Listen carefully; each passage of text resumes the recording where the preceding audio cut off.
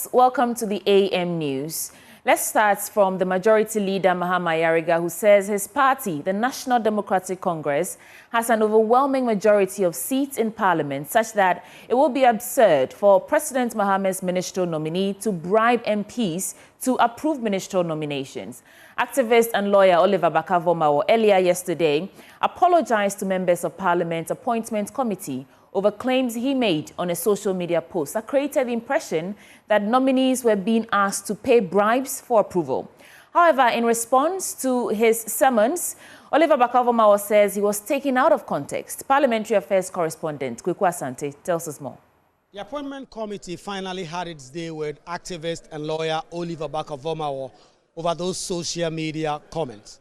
The committee members, especially on the MPP side, were furious and pressed Oliver Bakavomawo to speak himself and not to be speaking through his lawyer. In fact, as the back and forth ensued, there was this clash between a lawyer for Oliver Bakavomawo, Nana Tudadzi, an experienced politician himself, and former chief of staff under the erstwhile Rawlings administration. Here is what panned out at the committee.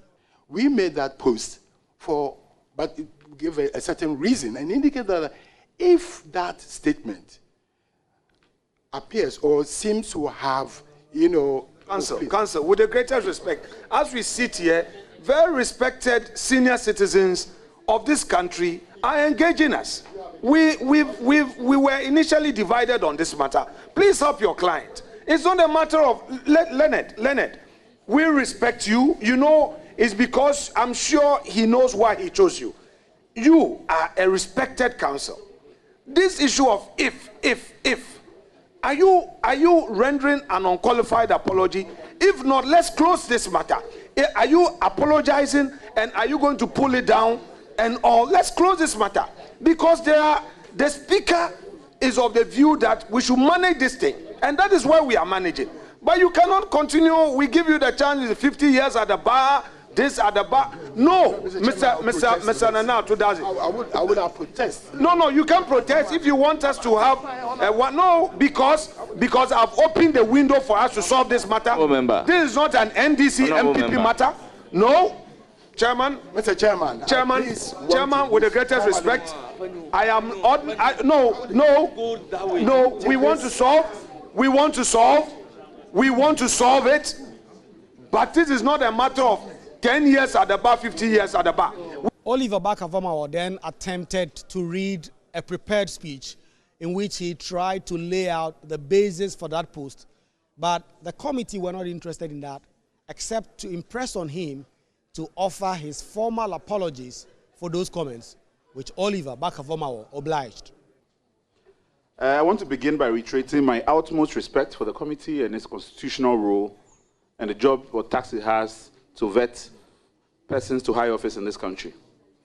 At no point did I accuse the chair of this committee or members of the NDC for having asked for or to be given money or to submit themselves to oral. The misinformation, as I said, was appeared on a Facebook post under one NPP Projects Bureau. In fact, there's evidence that 4 days ago when the post appeared, I commented on it as being fake. Unfortunately, I must also address the claim that it is a notorious fact that he's a member of the NDC. In fact, I must say that the victory of the NDC, now everybody says they are NDC members. But this is completely untrue. I have not been a member of the NDC in the past. Mr. Chairman, Mr. Manasseh Azure published a book, The President Ghana Never Got. This is where it's in the book. Please, are you going to render apology? We are not interested in what Manasseh has said in the past. Please. Mr. Manasseh said, Muntaka never mentioned that the only cash that came to the appointment Mr. committee... Oliver Bakavomawo, are you going to do justification or you want to render an apology and we close this meeting? If the committee resolves that the context of the post is irrelevant to the commission, the question here, I'm happy to proceed as the committee has directed. Now, proceed as the committee has directed. Mr. Chair, I am saying here clearly that my post was not intended to disparage members of the committee, and I have not intended to say that members of this committee have received or demanded bribes from various individuals. And for those reasons, I apologize. After this apology and retraction, the committee then discharged Oliver Bakavomao. Your client, having apologized, is hereby discharged. Very grateful for the patience and tolerance. Thank you very much for attending upon the committee and clarifying issue. Still on the appointment committee, though, Speaker of Parliament Alban Bagwen has not been enthused about how the committee is going about its work. Alban Bagwen said that it appeared the committee was not following the rules laid out for its work. Respect is earned. Please.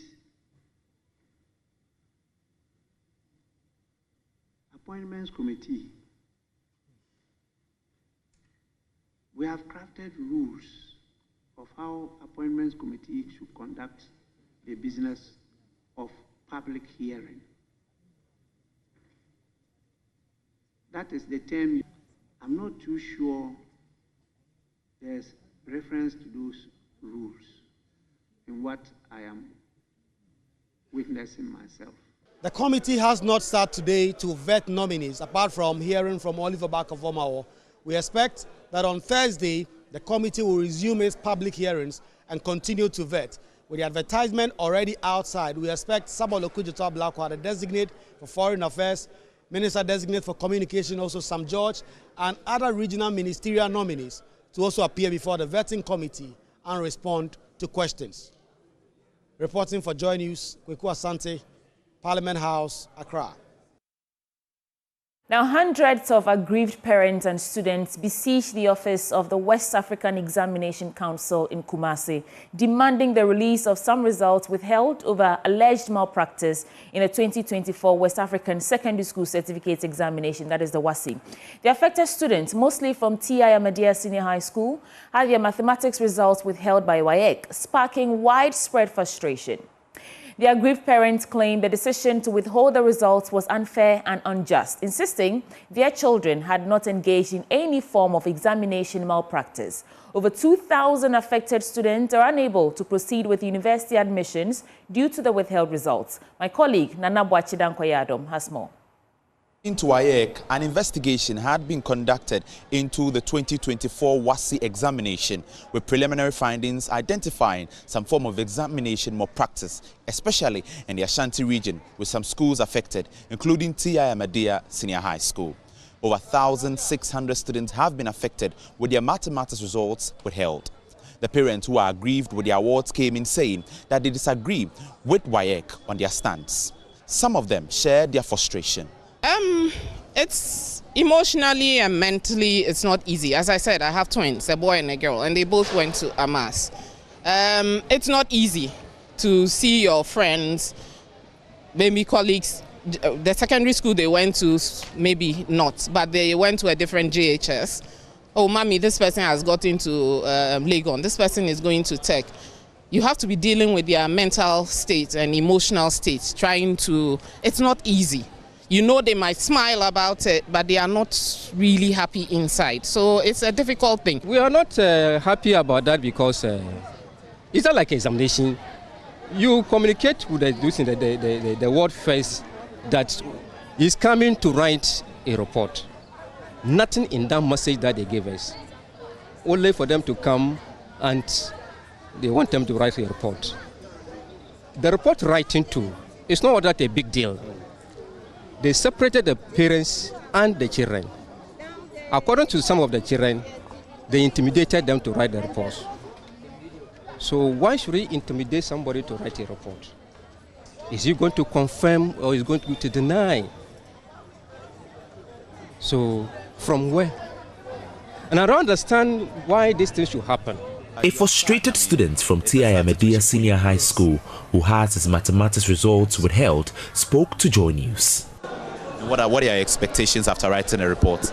Definitely they should release our results for us. That is all what we need, because maths is not like any other subject that you expect a lot of answers. 1 + 1 is 2, so definitely you can't expect someone to go and write 3. So we are about to write the report and see what will happen. There were numerous confrontations between the students, the parents and WAEC. According to WAEC, they would only allow the students to write the report to indicate whether there was any form of examination malpractice. There are malpractices that goes on during the examination. Some of the malpractice that goes on during the examination, some could be caught red-handed and some may go unnoticed by inspectors. But during the marking of the papers, it is unraveled that some of the candidates were involved in malpractice, and we call it, if it is mass cheating, we call it collusion. So they colluded. And for that matter, when they report to WAEC, WAEC also take a third party to go through the scripts that they allege that they have colluded. So per their report of the third party, those that we engage them to go through, we call it scrutiny, to scrutinize the scripts. After they have done all those exercises and then they have come up with their reports, we must also come down because the investigation has not ended, it's not complete. So we must also go to the field and also ask the candidates per whatever they have seen, also ask the candidates of that problem that they have identified in their scripts. You get it? So if you look at it, you have the evidence. You write the report per whatever we explain to you at the spot. And that is all the exercise that we are doing, because these things, a lot of issues have cropped up saying that, oh, WAEC don't give candidates the opportunity also to express themselves whether they did it or they did not do it, because you and I were not there. There was some form of confrontation between the parents, students and officials of WAEC here in the Ashanti region. For the parents, they want the results of the awards released or the paper cancelled for them to retake the examination. For Joy News, my name is Nana Boachi Dankwa-Yadom, Kumasi. In other stories, there's hope for patients living with end-stage kidney disease complications in the Ashanti region and beyond, as a team of specialists and surgeons succeed in a historic journey of performing kidney transplant in Kumasi. The momentous event, led by the Kidney Specialist Center in Kumasi with a team of other local and foreign health professionals, has brought relief to some end-stage renal failure patients in the region. Emmanuel Bright-Kweku tells us more. Right now, the kidney is hard. The surgical procedure was the first of kidney transplants to be conducted in the Ashanti region. A team of 10 medical experts comprising local and foreign professionals, including urologists, nephrologists, anesthesiologists, perioperative nurses and other supporting medical staff, embarked on a historic operation. The Hope Exchange Medical Center, located on the fringes of Santasi in Kumasi, saw the remarkable and debut surgical process under the auspices of the Kidney Specialist Center. Transplant in Ghana started in 2006 with only 4 hospitals conducting operations since its inception. Dr. Elliot Cranton-Tanom is nephrologist at the Kidney Specialist Center. To school, I mean, and for me, to be honest, it's even long overdue. It's something that some of us had been pushing from 2016, 17. I mean, when I came back from training, we had been pushing to get this done, because from my training and all, I was like, this is something we can easily do. But of course, if it is not just you and you need all the other parties to ensure that the thing is successful, then it becomes, difficult when one person is leaking out and all. But I mean, God's time is the best. I mean, now we got to a point that, listen, I mean, we got a theater, we got the necessary staff, and then we're like, okay, to be able to build the program, instead of sending the patients out there, why don't we bring the urologists down here to also help our people to get some more hands-on experience? And the hope is that after a year, they should be able to do it themselves, for which we don't need to even invite anybody. And I'm happy to say that other countries have done it. We've done it in Accra previously, and then Kumasi is also beginning to do transplant. And it is something that we hope that it's not just once off. It's something that is going to continue, because we now have a few patients who have lined for the next set of transplant that we are hoping to do. Yeah. In Ghana, chronic kidney disease is a common health problem with over 13% of prevalence nationwide. With a population of about 31 million, Ghana has 15,400 patients with kidney failure. At many dialysis units across the country, patients with renal failure continue to join long queues to take turns on dialysis machines with hopes of getting at least someone to donate kidneys to them for a transplant. Kolebu now currently is training a lot of nephrologists and urologists, so we believe that the numbers should change. As per some trends that I was looking at, we are getting there, but we are still far from there. But at least with each year, if we get more people passing the exam, then we'll get the numbers increasing to be able to. But we need a lot of nephrologists. There are heightened calls for the establishment of a renal transplant program and legislation for organ harvesting in Ghana to alleviate the burden on kidney patients. For me as a nephrologist, it's not satisfying that you just have people just on dialysis. They come and go, they come and go. Can we give them the best? Because the best is not the dialysis. The best is kidney transplantation. So we need to encourage it, because currently there are only a few people who are on dialysis, who have transplantation, and we need to increase these numbers. I mean, so that there's so the bridge being the dialysis ends well with the kidney transplantation. For Joy News, my name is Emmanuel Prince Kweku.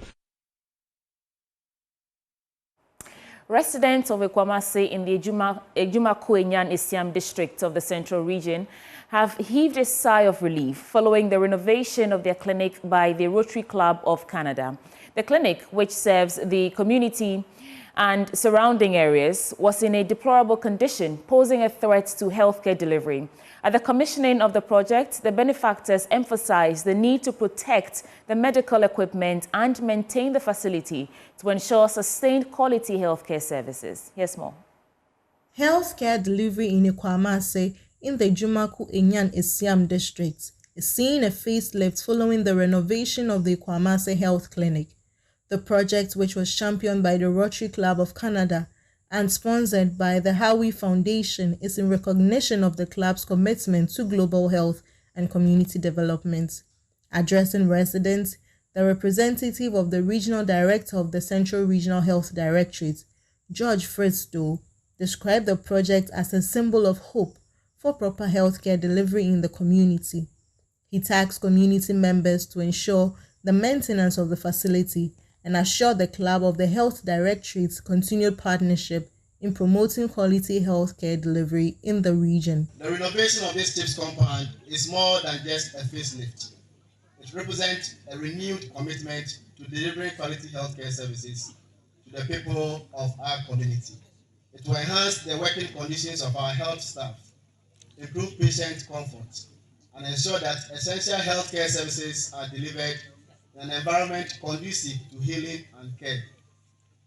As you accept this facility, Nanache, I urge the health staff and our community members to take collective responsibility for its maintenance. Let us protect and preserve this valuable resource to ensure it serves the purpose for generations to come. Reverend Father Stephen Amuajesi is the project manager for the Rotary Club of Canada in USA. While appreciating the efforts of the club and sponsors of the project, he recalled the poor state of the health facility, which needed immediate attention. I'm so grateful that we have done it, because the dilapidated nature of the clinic was an eyesore. And I think it wasn't a facility for any meaningful health to be given. But today, it can stand tall among the health facilities in the district. I'm proud to be associated with it, and my encouragement is that they should keep it clean and make sure that delivery of health is apt and to the highest point. Kimberly Spyro, who is the district governor nominee for Rotary District 6400 in Canada and USA, expressed excitement at the completion and acknowledged the donors of the project. Well, we have delivered a first-class facility to this community, and I know they really appreciate it. And to demonstrate that appreciation, it's really important that they take good care of the facility, that they maintain the equipment, and that they work and deliver the care that we expect they'll be able to deliver with the renewed resources that we've provided. So we're very proud of them. We know they worked very hard before, and I have great confidence that they will be good stewards of this project. Abigail Nkrumah's report for Joy News.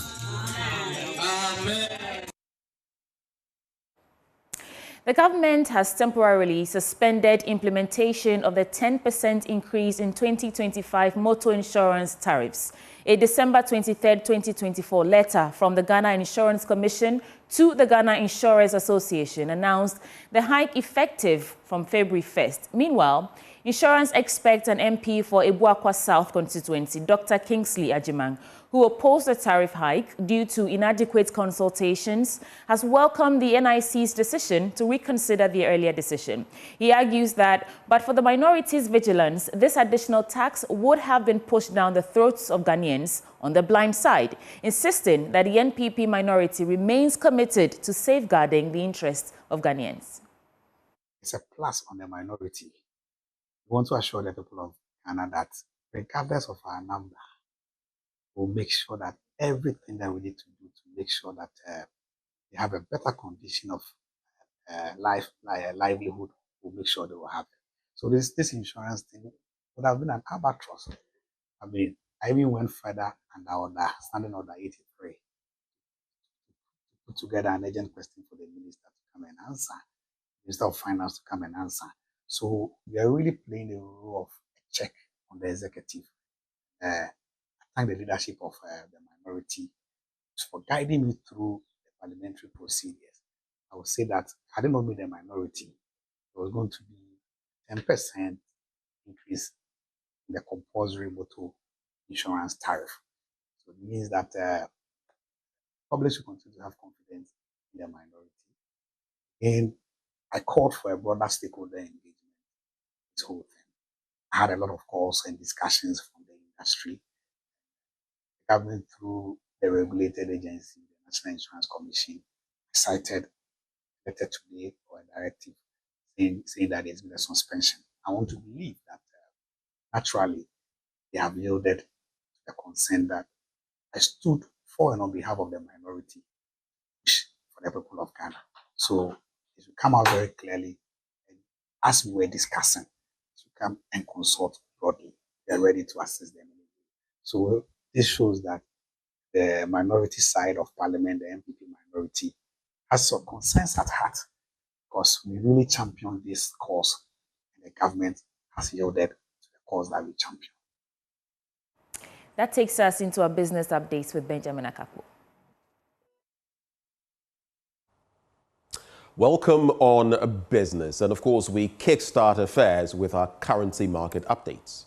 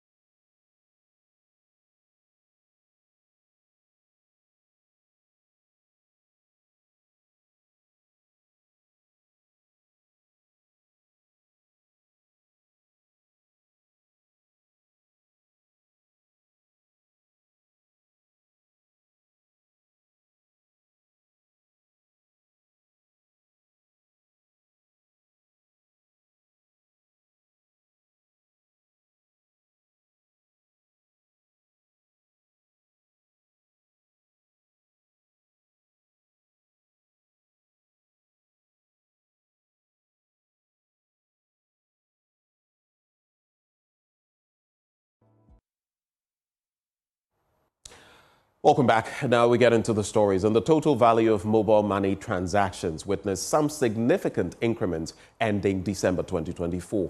Data from the Bank of Ghana showed that it had reached 3 trillion cedis. There's more in this report. In 2023, the total value of mobile money transactions reached 1.9 trillion Ghana cedis. However, this amount jumped by more than 50% to 3 trillion cedis. The Bank of Ghana data also showed that there has been significant increase on a monthly basis when it comes to transactions done on this platform. For instance, in December 2024, the total value of mobile money transactions in that month reached 334 billion cedis compared to the 1.99 billion cedis recorded. Some industry analysts are linking it to developments in December as a result of the Christmas festivities, but report has also shown that more businesses and individuals are turning to this platform as a means of payment for several transactions. And the founder of the Institute of Customer Service Professionals, Yvonne McCarthy, is calling for the establishment of a customer service regulatory body to ensure the prioritization of proper customer service delivery in the country. Addressing the media at the launch of the 2025 Customer Service Index report, which revealed that Ghana's customer satisfaction index dropped from 73.9% to 72% in 2024, she explained that the move would be key in making Ghana a preferred tourism destination in Africa. For this year, we saw that transportation came tops and utilities was at the bottom. Transportation is usually amongst the lower six performers. Utilities, unfortunately, has always hovered around then. We would have hoped that they would have done better. Ghana scoring a 72%, which is a B, is not too good because last year was 73.9, and so it's a step down. We would want to see Ghana in A because we have an influx of people coming to Ghana every December or even throughout the year, and we shouldn't be at a B with the kind of investments that people are making. We also realize that customers will pay a bit more if you would give them the experience. So premium customers are happy to pay more if you're going to give them the experience. This year, we've also realized it's not just about having technology, but it's how well the people behind the technology are working. So this is an advice to all organizations. You can't just go and implement or innovate. You have to make sure the people that work the technology have also been trained. I've always said that we need to have a more nationalistic view when it comes to customer service. We need to start looking at it as a national project. So having a regulator would have been an amazing thing. We don't have that now. What we can do is the different regulators can start looking at the portions where they address customer service and tighten it up. Make sure that they're really implementing all the policies they've put in place.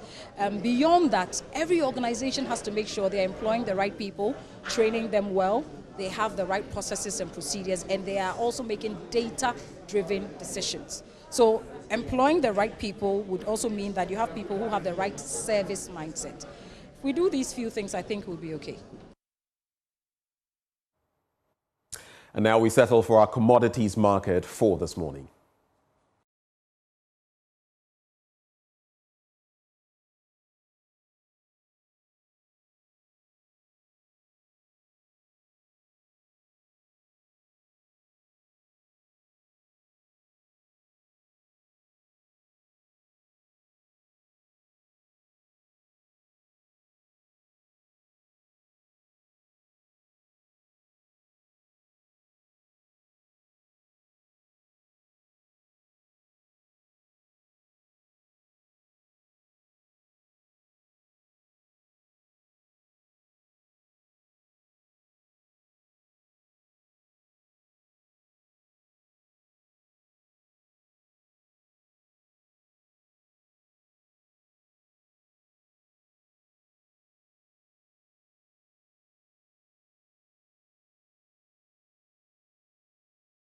Thank you for enjoying our business buffet. Time now for me to hand over back to Sweetie Abochi. And that does it for the AM News Bulletin on the AM show. Please stay because we get right into our news review segment. And Kwesi Kwating, former PRO for the Ministry of Education, and Dr. Kwamina Mintanyako, Member of Parliament for Cape Coast North, are joining us to review the newspapers. We're back in a bit.